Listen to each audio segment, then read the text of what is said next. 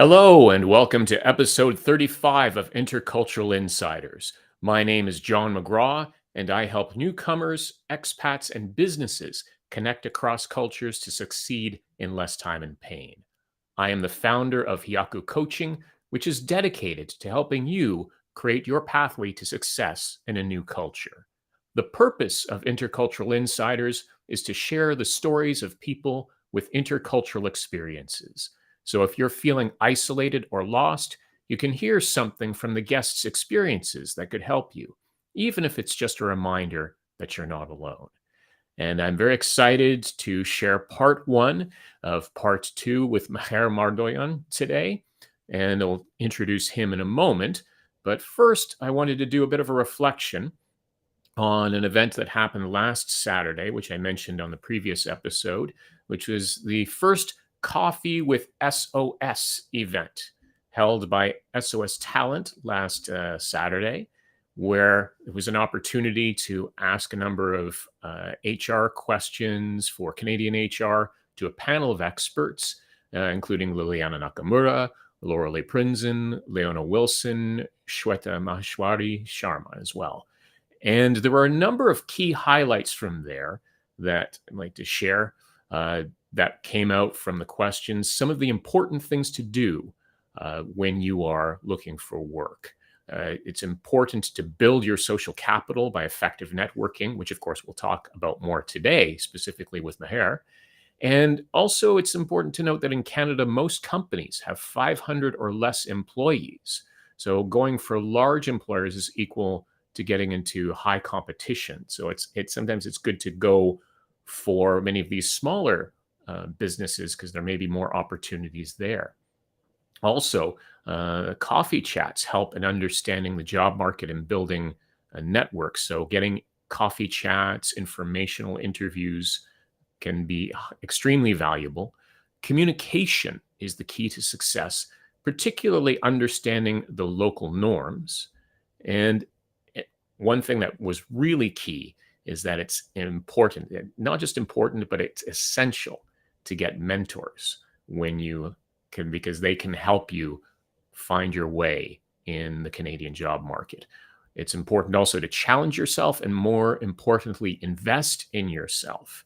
Upskilling is essential these days. Take risks, and some fields where there are a lot of opportunities, there are lots of jobs open in customer services, trade, and warehouses.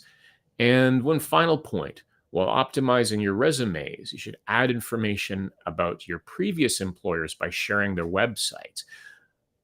There is that barrier of Canadian experience, but sometimes, depending on the employer, that may just come from lack of familiarity with the previous employers you have. So making it easier for them by including a link to or some information there could help to make it easier for them to learn more about what exactly you've done and the employers you've worked for previously. And this replay is available now on YouTube, and you can see that I am sharing the link to that with this QR code right here. So you can find it there and get all of that valuable information there. So one other thing I also want to remind you about is that with the changes, I'm no longer advertising Intercultural Insiders through direct event advertisements. Instead, if you wanted to know what's coming up for Intercultural Insiders, you want to subscribe to the Intercultural Insiders Info newsletter. So that gets news. You can get some news about the show and what's coming up. So I encourage you to subscribe to that newsletter to stay on top of what's coming up and to find out what's more. Another issue of that will be coming out soon to let you know what other guests are coming up. And with all of that said, let's talk a little bit about our guest today, part one of the conversation with Mher Mardoyan.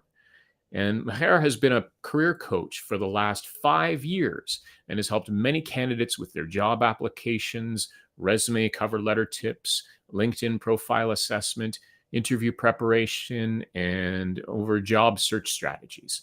He was recognized as the 2017 Recruiter of the Year for his contribution and success while working at People Ready Agency. He has a great deal of extensive experience in the HR field. And in today's episode, Mher discusses his experiences adjusting to Canada and working with people from diverse backgrounds, his path of what led him into HR, and the work that he's done helping international students and immigrants find work in Canada. As always, this interview is pre-recorded, but as you can see, Mher is live in the chat. So feel free to ask questions and comments during the interview. You don't have to wait until the interview is done. And I encourage you to start off by posting where you're joining us from. There are always opportunities to network in the chat. So by making yourself visible, that's another opportunity to connect with others, whether it's to find opportunities for work or, as we'll discuss in today's episode and in later episodes, building your net worth with your network. So encourage you, again, please just type in the chat to let us know where you're joining from, ask questions, comment. That's the best part about these episodes and these events for Intercultural Insiders. So without further wait, let's get into part one of the conversation with Mher Mardoyan. Please go ahead and introduce yourself. Thank you, John, for having me. Yeah, my name is Mher Mardoyan. I'm currently living in Newfoundland and Labrador on East Coast. But previously, I was in West Coast in Vancouver for 9 years. And before that, I was in Lebanon, Beirut for 34 years. When I came from Lebanon to Canada, it was a little bit, I don't say shocked, but I was like, okay, that's not two diverse people were back in Lebanon. Either you're Christian or you're Muslim. And even in Muslim and Christian, there's a little bit of division. But majority of the times, people know, even by names, you can identify if this person is Christian or is Muslim.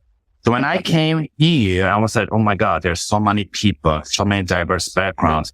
How are we interacting with them, or how are we going to speak with them? Because a lot of them, me included, might have an accent. So my first beginning of intercultural awareness came when I went to a classroom, which was like cultural awareness workshop. I was like, okay, this is getting real. Okay, I need to know more about how to interact with different people, because where I come, we're more like touchy, more using our hands. And in some culture, that feels like invading their space. My first employer supervisor, when she was teaching me something on the computer, I was sitting next to her. And because I wanted to see us, I was leaning more close to the computer, maybe close to her. And at the end, she expressed that I invaded her privacy or invaded her space, and was like, what is she talking about? I didn't do anything. I was just trying to learn.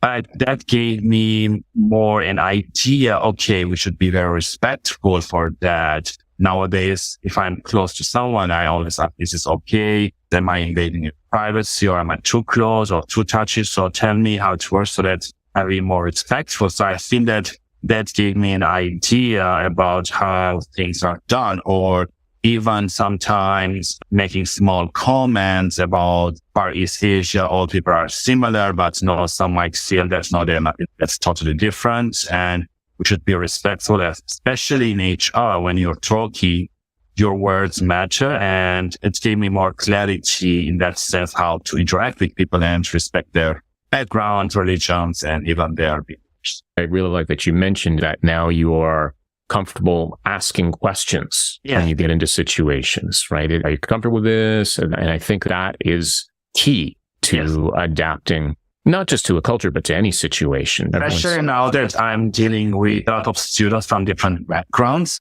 So I need to be careful, and I sometimes apologize ahead of time if I make comments that were like, I don't say disrespectful, but maybe came as rude or something, because sometimes I don't understand what they're saying. So I apologize ahead of time, and I tried as much as possible to be careful in the words I'm using, or I can ask them, can you elaborate more? I didn't understand. Can you tell me more? As much as information they can give me so that I can advise them properly and appropriately. I feel that nowadays, a lot of times I tell students that if they're not getting any jobs, it's good to volunteer. It's good to network. That's what you get the Canadian experience, which a lot of time international students and immigrants are facing that they don't have local Canadian experience, which I recently posted on my LinkedIn channel, how to get local experience. Volunteering, contract jobs, networking are some of the ways that international students or immigrants can get. So that's also something which I also, as I mentioned earlier, in my career, with working with different people and backgrounds, gave me that sense of multiculturalism, and people having some different backgrounds might have different values, different customs, and we should be respectful and celebrating those. You mentioned when you arrived that you took classes about intercultural experiences. I'm curious what your experience was like in terms of how was it framed? Was it the sense of this is Canada, so this is the right way to do it? Or was it raising awareness and saying there are differences and so on? That's remember to go 10 years back, so 2012. Okay. My memory might not be that great, but it was, I think, Mosaic, which is government-funded organizations that help immigrants integrate to the culture of Canadian marketplace. It was more like awareness during interview times. The questions might be different, or how you're behaving might be different. In your resume, in some cultures, they can mention a picture or date of birth, or even your marital status might include, which here in Canada, we don't include that. So it was more in that sense, and just being aware of different people from different cultures and how to interact with them. It was an eye-opening, I would say. Culture is something very important to me, because a lot of times when I was being interviewed, the problem was, we like you, but culturally you're not fit. And that bothered me, and still bothers me sometimes when employers use that. And I was on my YouTube channel, which we can talk about later, that a lot of experts are saying that it's an excuse for some employers because we want cultural add, which is a reflection of the Canadian society. We cannot have same people from the same background looking similar. They will be not creative or challenging enough. And in some employers are adding culture add, but it's becoming more in the sense of a checkbox. Again, I apologize what I'm going to say. Like, we hired the gay, we hired the black person, but inside the company, there is no one look like them, or there's no manager who's black or gay or other types. And then how do you want that employer to be motivated when in your top management that doesn't reflect? So are you really adding in your culture, or you're just checking a checkbox? So there's a lot of conversation about that also. And I think I recently read on LinkedIn also that some companies are recognizing the international experience that a lot of immigrants or even international students bring to the table. Again, from backgrounds, they might speak different languages. We're trying to open different markets for that employer. But again, it has to be strategic. It has to be overall and not just checkpoints for a specific time.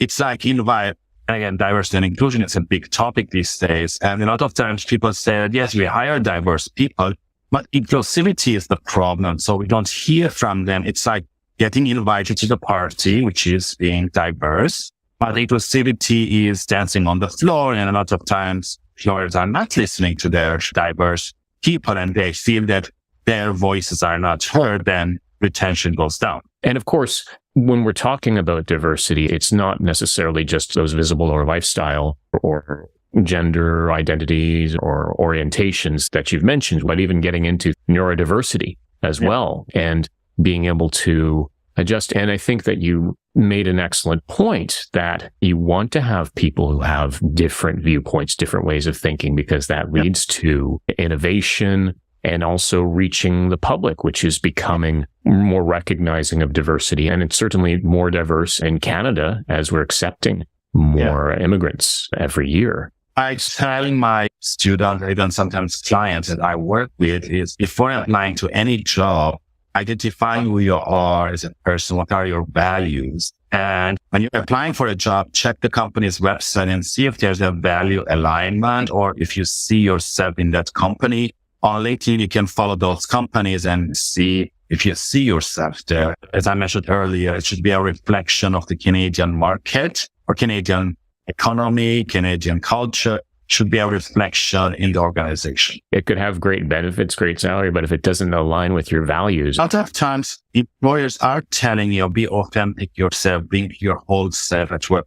I believe before COVID, it was like try to make a separation, but you cannot have different persona or different personality at work than in the office, because we try as much as possible not to bring home to work, but we cannot separate that life. Our partners, our families, our pets, our friends, so they are part of who we are. And yes, we work, but that's why flex days or family days are important, because you need to take care of those also. I'd like to backtrack a little bit and get into what was your path into going into HR, into career coaching from when you arrived in Canada. Was this something that you pursued earlier? As a lot of people say, but by accident. So back in Lebanon, when I was doing my undergrad, which is 20 years ago, I took an HR course as an elective, and I fell in love with that whole HR world, from recruitment, retention, planning, performance, all that. And then when I did my thesis for my master's degree, it was human performance technology. At that time, technology was new in HR and everything was paper, was trying to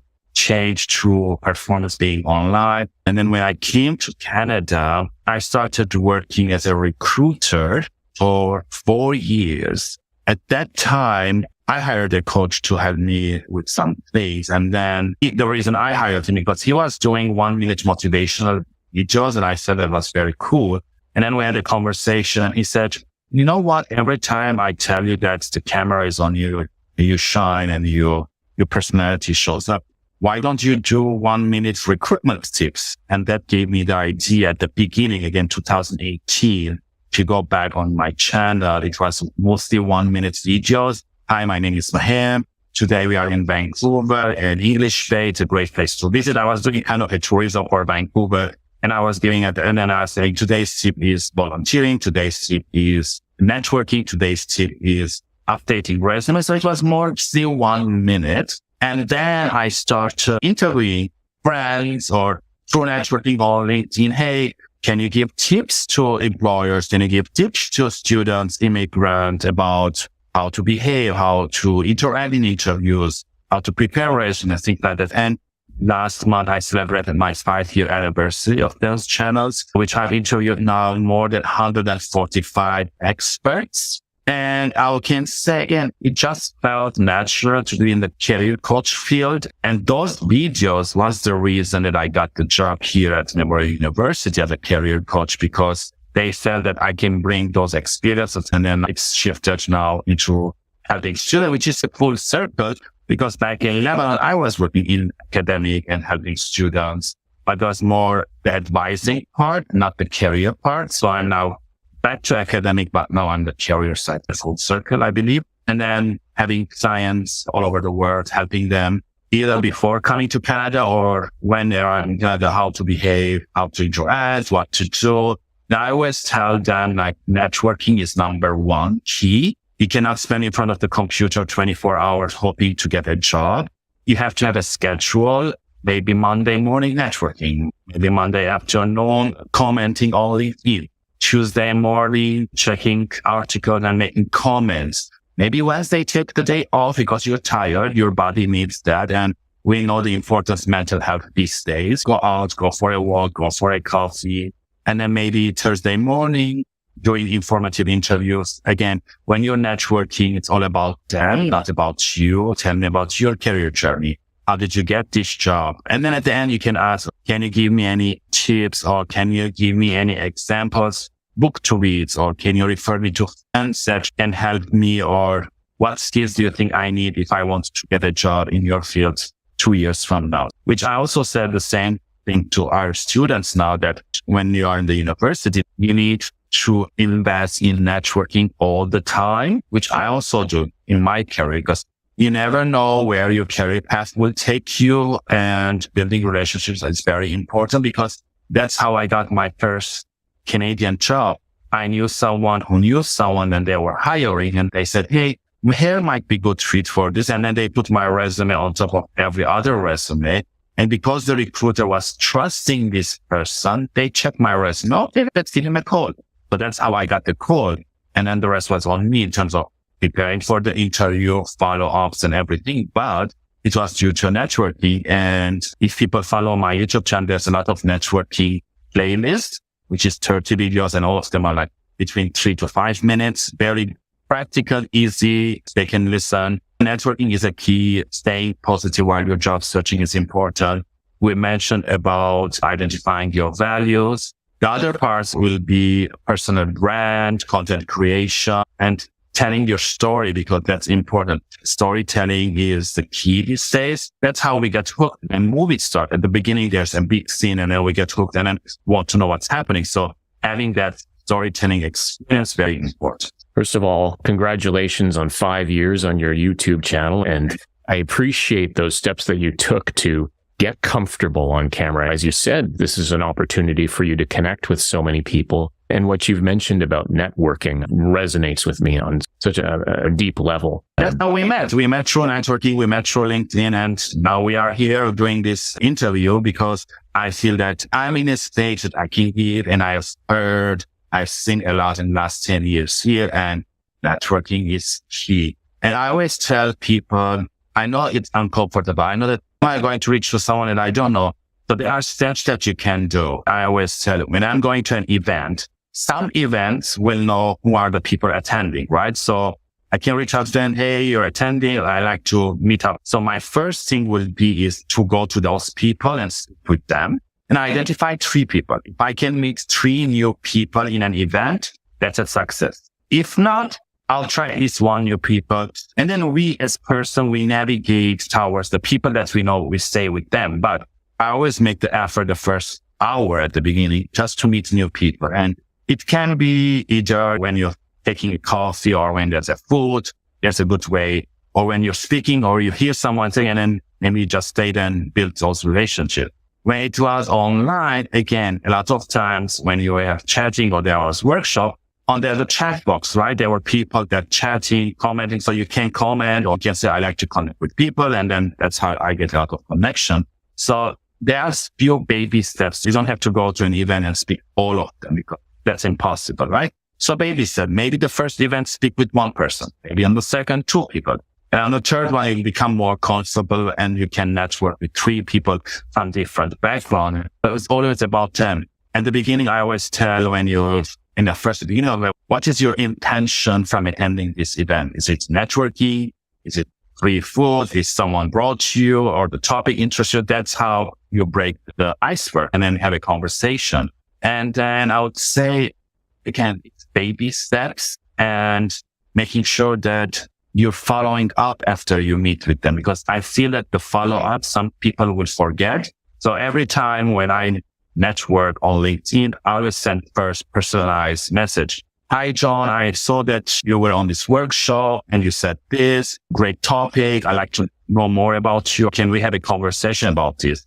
And then when you accept the LinkedIn invitation, I always follow up. Thank you for accepting my invitation. When do you have time to chat 5 or 10 minutes? So that's how the follow-ups, it's very important. And who knows now till 5 years where our path, our career will take us. And then those relationships are important and follows you wherever you are, Canada or even outside.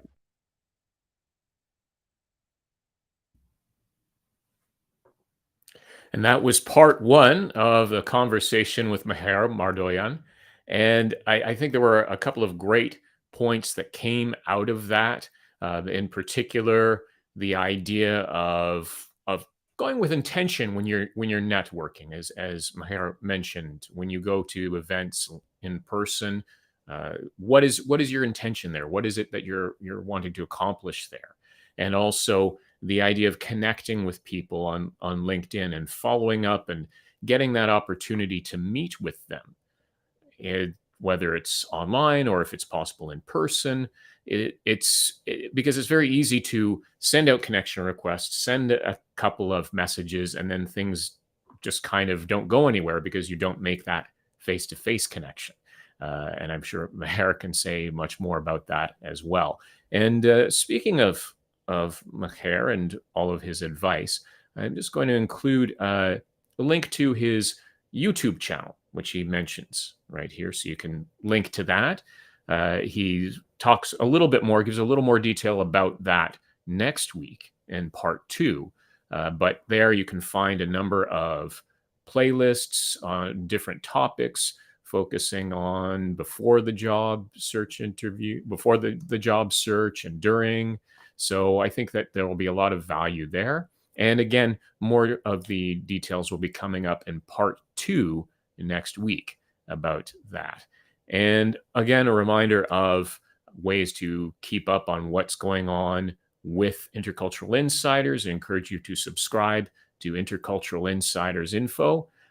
Again, that's the newsletter that comes out, just keeping you informed about what's coming up, where the next guests are coming up as well. So a lot of great things that came up in the interview. And let's see. Of course, one other thing that I want to mention about if you're a person who likes to watch live, obviously many of you are watching live, but if you may not have the time to watch live, you can also see the episodes on YouTube. It does stream live on YouTube, but sometimes it's easier to go to YouTube if you're looking for past episodes as opposed to trying to comb through past LinkedIn Live events. And for those of you who prefer to listen to the episodes while you're doing something, there is, of course, the audio version that comes out on Spotify, Apple Podcasts, a number of different podcast platforms, comes up the following Monday. So that means that this episode will be out on Monday, the 17th. So you'll be able to listen to the audio versions. And again, feel free to subscribe so you can get them directly into your preferred device for listening. And you can review and comment to help raise awareness about the show. So there are multiple ways. You can watch, you can listen, you can attend live as you're doing now and participate and comment as well. So with that said, of course, this was just part 1 of the conversation with Mher. Part 2 is coming up next week at same time as always, Wednesday, July 19th at 12 noon Eastern Standard Time or Eastern Daylight Time. And in that session, we're going to talk about a bit more about the whys and hows, because we did talk about networking and the importance of networking and telling your story, but we'll get more into why and how to make networking about the other person and not yourself. Also, the why and how to tell your story as part of your personal brand, because sometimes we hear this message, but we don't, if it's something you're not used to, you may not know, well, okay, where do I start? If I'm a person who's looking for a job, how do I make networking about the other person if I'm the one who's needing something? Well, we get into that next week. And also the importance of getting out of your comfort zone to connect with people outside of your own cultural circle. Because again, there's nothing wrong with connecting with your own culture and keeping your roots there. But if you just stay there and don't get outside of it when you've moved to another country, then that can be quite limiting. So all of this will be coming up next week. Looking forward to that. And to wrap things up, again, want to mention the Coffee with SOS replay. If you want to find out more, again, there was a lot of great advice for finding jobs, connecting with recruiters, and building your personal brand. Again, the replay is here on YouTube as well. You can follow this QR code to find out more about that and get all of that great information. And there will be more Coffee with SOS events coming up in the future. I think the intention is for them to be occurring on a monthly basis. So if you missed this first live one, there are other opportunities to get in, ask your questions, and learn more with other special guests that will be announced soon. So until next week for part 2 with Mher Mardoyan, Keep navigating your way between cultures towards your goals. Take care and see you next week.